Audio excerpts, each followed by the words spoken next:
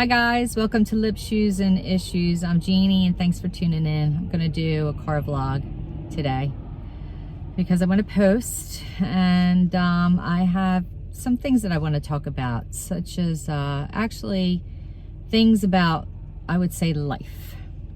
Okay, because this is a tough journey we're on. And it's been a tough journey, and I'm not only talking about the corona and all that, I'm just talking about, you know, what women and what we go through and what we go through as sisters, mothers, daughters. We just seem to have a different journey than men do. We seem to. Okay. So you know, I was always a go-getter. You know, I was independent, and I didn't really become independent until maybe a little later in life. I was independent in my mind, and I apologize if my camera shakes or is uneven. I tried to position my camera as much as I can, which is why you're seeing the steering wheel here. But I'm on a straight road. It's not going to move around too much, so I'm not that worried. But I was always independent, maybe in my mind, but still, I always thought that I had to have a man in order to complete me. You know, it's just the way it was back in the day.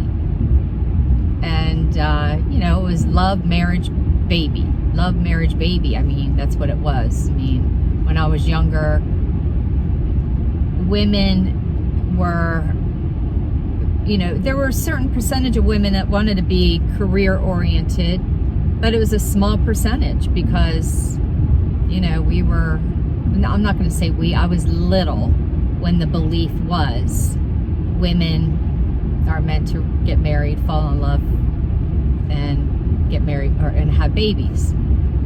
So it was my upbringing, but I didn't want to do that. Like, you know, I wanted to have kids, but you know, and if I could have been blessed enough to have a successful marriage and that family, you know, that would be great, but that just wasn't my journey. But I'm not against it. I'm not against anything, actually. I'm just for life and what you make of it. That's really all I'm for. So, you know, I was married and cheated on, and I had 3 kids, and I was left, you know, by myself to be a single mother and raise my kids by myself. And at the time, I was not working full-time. I was working part-time. So, you know, I struggled money-wise. And I had to make it on my own for my kids' sake. I wasn't going to be a statistic, no way. And, you know, so what I did was I broke my butt and I worked hard, and I became independent enough to financially be able to support my kids and my family. And now this was my family, and to me, that was the new family unit for me. But, you know, then my kids got older, you know, and started moving out. And I don't know if it had to do with that, or I lost my identity as a mother because I was no longer mommy. And, you know, and although they depended on me for some certain things, they weren't in the house anymore. So the house grew more quiet, and I grew more alone. And I was on to a new journey, like a new, all right, now I got to get comfortable with myself journey. I have to like my own company journey. I have no idea what that's about. I read The New Earth. This is when Eckhart Tolle wrote, you know, his book. I read that book 3 times, and very enlightening for me. And that's about really being comfortable with yourself I myself, and I didn't do a very good job at it. I tried and tried, and I tried the laws of attraction, and I practiced it, and I did not do a good job. So I think I fell in and remained under a rock for 10 years. And, then there was menopause. So, what women go through during menopause. And, and I know a lot of women say, oh, it didn't do anything to me. It didn't bother me. It didn't, well, okay. Your hormones are completely changing. You're losing estrogen. You're gaining testosterone. You may think it didn't affect you. Ask the people around you. Okay? Sure, it doesn't affect you. Because you're acting any way you want. You think that that's okay but the people around you don't think it's okay. They're not all right with the way you're acting. Okay? So, when I went through it, especially your kids, or, so I knew, from my kids that I'm not acting right. I paid attention to, what they said and what they thought.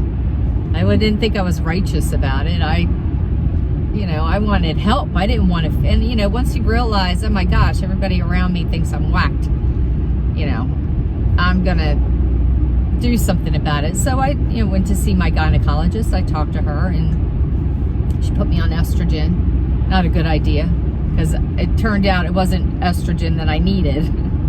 So I became even worse. Then she put me on the progesterone. That is what I needed, because that kind of helped me to relax at night. And, so that's another 10 years of craziness, honestly, where you're,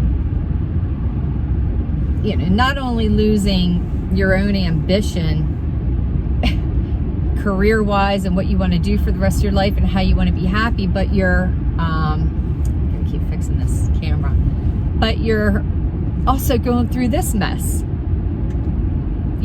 so God bless any woman who thinks that, oh, I'm good, I'm okay, I'm not going through this, and my hormones aren't affecting me that deeply, and that's great, but for the majority of us, it's hell, it is. And not only are you dealing with that, but you're dealing with your own midlife. Like, men's midlife is finding a trophy woman. For some, I'm not going to say for all, because I'm going to be honest with you. My brother-in-law, and this is how I'm going to put this. His midlife, he found religion and God. And I admire that so much, because he could have went in another direction. He was a very professional, successful person. And he could have went in another direction and decided, hey, I want to get the red Corvette and the young chickie on my arm, and and that's midlife for a lot of men. But for him, he went in another direction and found God. Well, and always had God in his life, but he went into a deeper relationship with God, and I so admire that. And I think that's an example for a lot of men, if they went in that direction and decided to not break up their family, but make their but have an even deeper connection with their family, and make that your meaning of your midlife. That's amazing. And and that's what I think women do during their midlife. They don't go out, some do. I mean, I don't have anything against finding or being with a younger man. That's not my point. I'm talking about menopause and midlife. So I don't want anybody to misunderstand what I'm saying. Age gap, age difference, blah, blah, blah. I don't even believe in that. I don't, because I don't know if I've ever even dated anybody older than me. Okay? And my, last husband, because I've been married twice, my last husband was, I think, 10 years younger than me. My current significant other is 9 years younger than me. So that's not my point. My point is, I'm contradicting myself as if I'm a hypocrite. No. That's an energy level for me, but I never broke up my family to, date somebody younger or to have somebody that looks like a trophy on my arm. That is midlife for a lot of men, okay? But anyway, what women go through, their midlife, I think, is always to, I've lived my life, and what did I get out of it? Well, I love my children and I love my family, but what did I get out of it for me? Like, what connection did I get? I mean, where am I? Who am I? What am I doing? And am I inspiring and affecting other people like the way I want to? So you're going through that in midlife and menopause at the same time, and you're just, you're lost. I mean, you truly get lost. That was my experience. I mean, where is my deeper connection with myself? Where is my deeper love with myself? And I didn't know what it was, so I just ignored it and blocked it.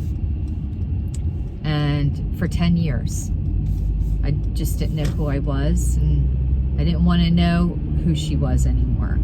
And that took away my ambition for life, my ambition for any career. I became like dependent on others for almost everything. I mean, I still worked, but I wasn't at a level that I wanted to be at, that I ever saw myself at when I was younger. And I became resentful towards men because I would think if I was a man, I'd be president. I mean, that's how much ambition and strength that I used to have, and I just lost it all. And I also went through my interstitial cystitis, which to me, you take everything I just said, you put it in a bucket, and then you add vulnerability. And I was vulnerable, just vulnerable and scared and in fear. So for 10 years, I wandered. I just wandered. Like, what am I going to do? I mean, there's nothing for me anymore. And then I came out of it, and there was no revelation. There was nothing that just kind of hit me in the head or smacked me, or there was nothing like that. It just, I woke up one day. That was it. I woke up one day. I woke and just started asking myself better questions, So I wrote a couple notes that I just kind of thought I wanted to cover while I'm doing my car vlog. And I want everyone that's over 50 or over 60 or over 70 or older to think about something. Okay, that's all I'm saying before I go into my other little isms here.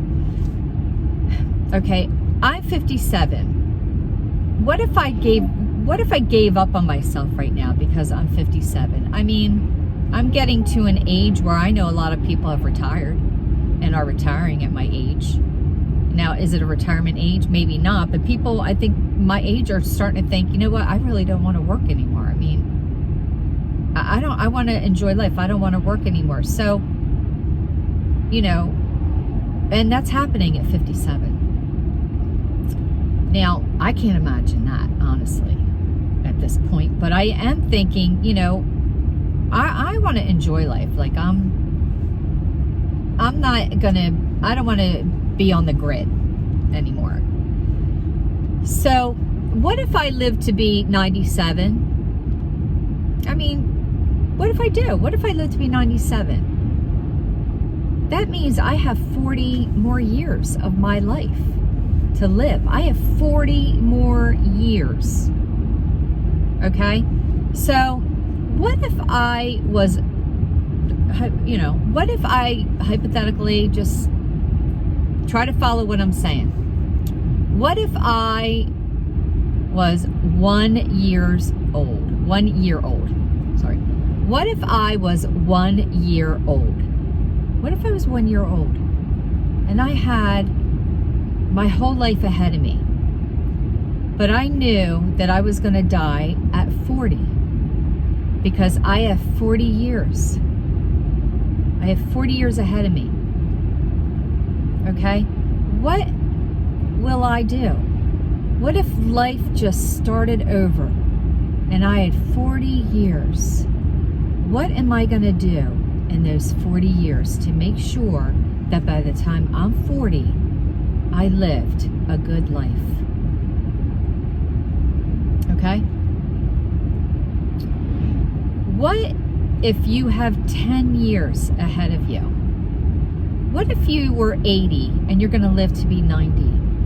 What if you were 90 and you're going to live to be 100? You have 10 years ahead of you.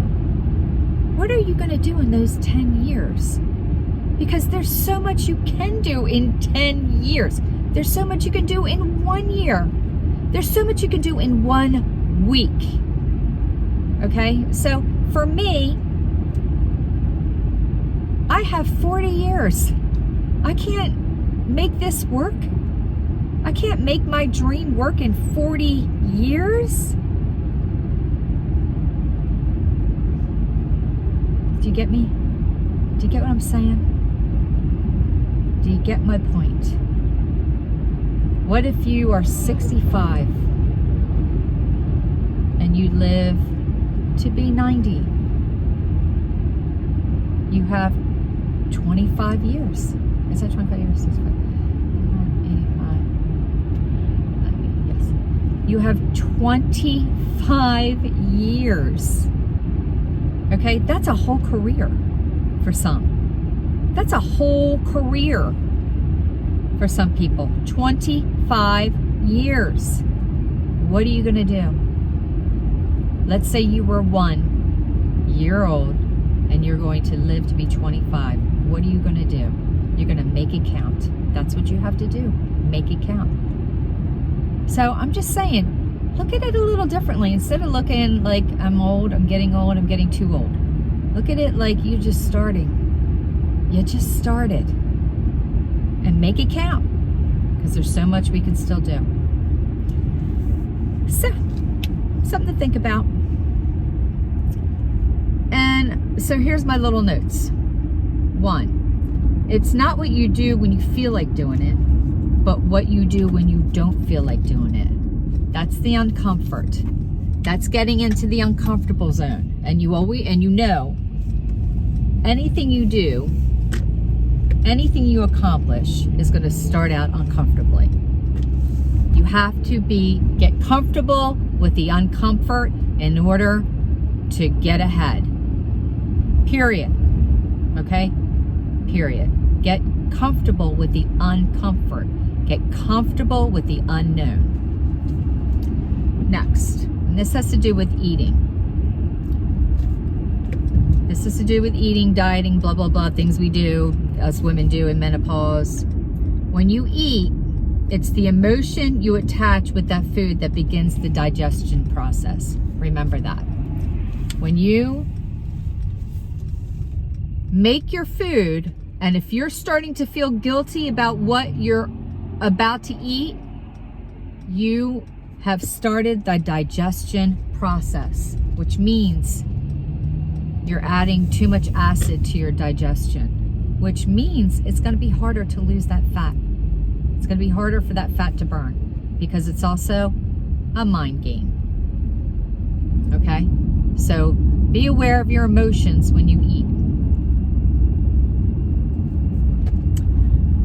3, when you're going to start something and you're a Monday person, I'm going to start on Monday and it doesn't work. I'm going to start on Monday and it doesn't work.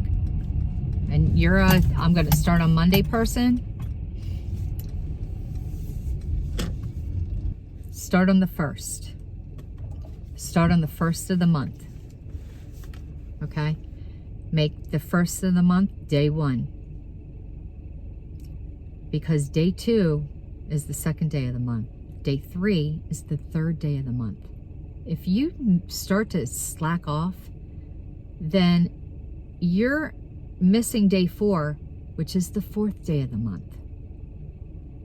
And if you're not going to do day 5, well, you're now not going to do the 5th day of the month. Okay? So it's not just, oh, I slacked off, but I have till Monday. I have till Monday to again. No, Now you have to wait until the 1st of next month. And that hurts more.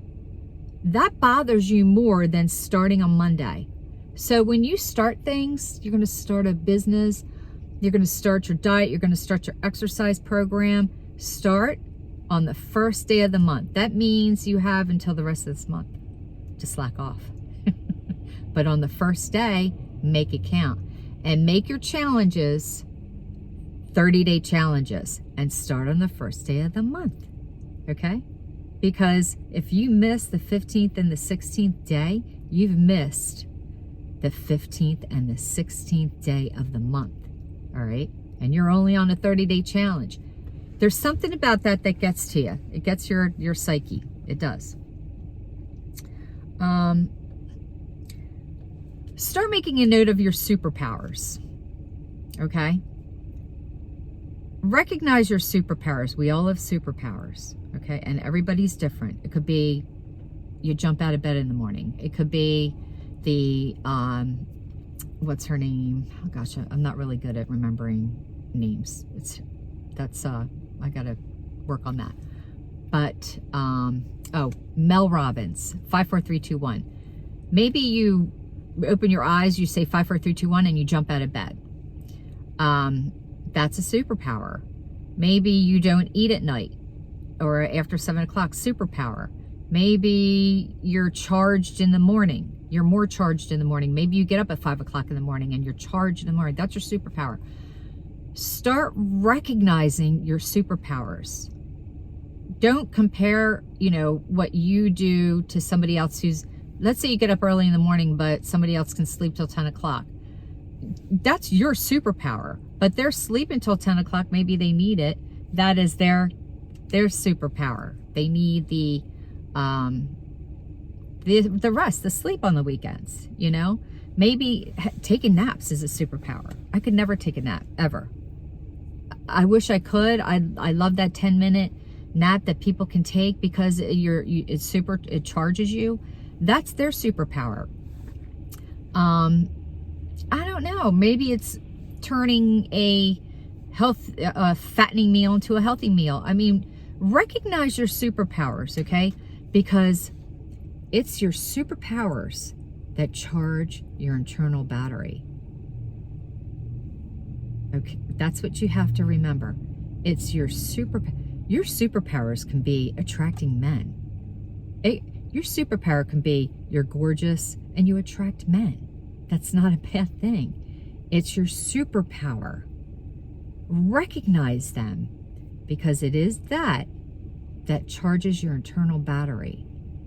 And you want to always charge your internal battery so that you don't need others to charge your internal battery. That's a part of getting comfortable with yourself and loving yourself and being your own best friend, especially if you're single, or maybe not. Okay, fine. Okay, purpose. A lot of people are lost when it comes to their purpose, but maybe an easier way to find your purpose is this. What is your message? What is your message to others? It's simply that. What is your message? Like, start from there. Do you want to inspire? Do you inspire by making jewelry? Do you inspire by doing makeup? Do you inspire? Do you like to shop but find deals and then tell other people those deals you found, that is your message. Okay? Is there a purpose behind that? Yes. Yes. All you have to do is put on the TV or put on the news or whatever, and there's a purpose. Everybody has a purpose, whether it's spreading propaganda. And if that's their purpose, that's their purpose. And that's just the way it is. We don't have to agree with somebody else's purpose. Okay? That's their purpose. If they're happy doing that, then we have to leave them alone and allow them to be happy doing that. Do some things make us mad? Yeah. But that's their purpose, and that's none of our business.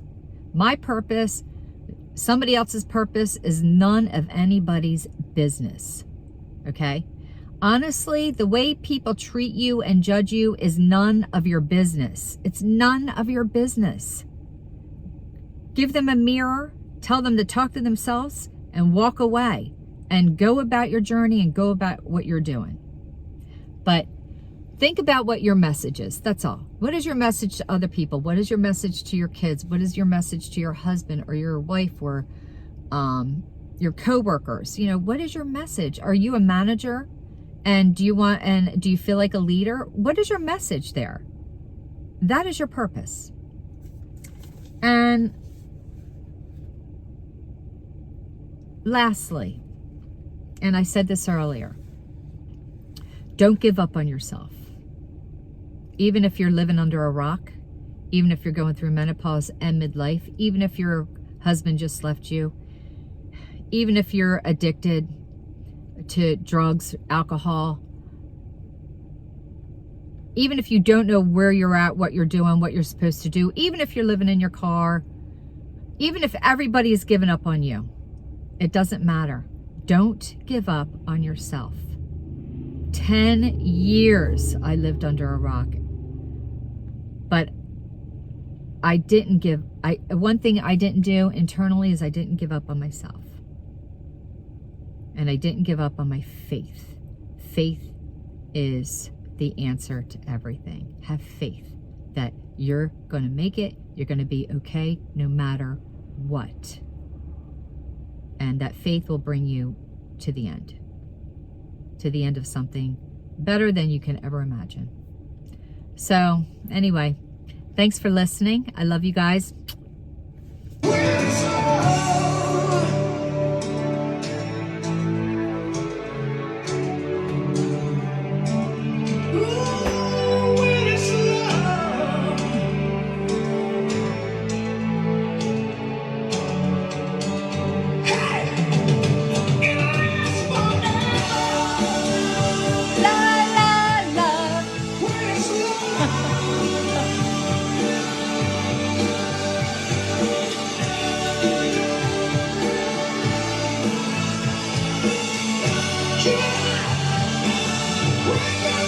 What is that, a video?